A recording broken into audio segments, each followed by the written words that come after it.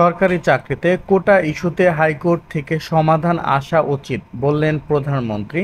প্রধানমন্ত্রী শেখ হাসিনা বলেছেন, সরকারি চাকরিতে কোটার বিষয়টি সর্বোচ্চ আদালতে নিষ্পন্ন করা উচিত।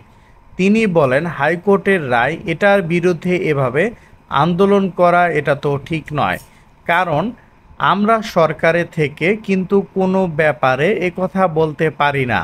কারণ হাইকোর্ট রায় দিলে সেটা হাইকোর্ট থেকেই আবার আসতে হবে।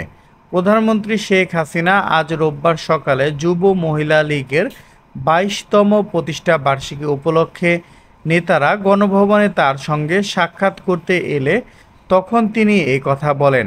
ছেলেমেয়েরা পড়ালেখা বাদ দিয়ে কোটা বিরোধী আন্দোলন করেছে বলেও তিনি মন্তব্য করেন। প্রধানমন্ত্রী শেখ হাসিনা বলেন, আজকে একটা কথা আমি না বলে পারছি না।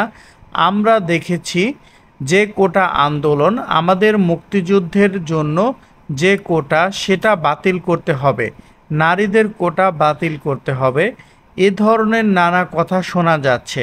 সেটা একবার বাতিল করা হয়েছিল, কিন্তু ফলাফলটা কি?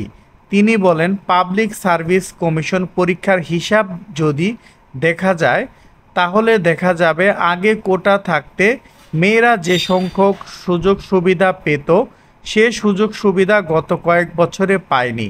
এটাই হলো বাস্তবতা। এছাড়াও বিভিন্ন অঞ্চলের মানুষগণ বিভিন্ন চাকরিতে বঞ্চিত হচ্ছেন, তারাও চাকরি পাচ্ছে না এবং এরকম বঞ্চিত হওয়াদের কারণে কেউ মামলা করে যাতে হাইকোর্টে একটা রায় দেয়।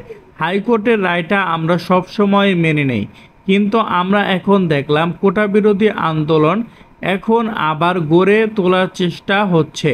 ছেলেমেয়েরা লেখাপড়া বাদ দিয়ে কোটা বিরোধী আন্দোলন করছে, সেখানে মেয়েরাও আন্দোলনে অংশ নিয়েছে, যা খুবই দুঃখজনক।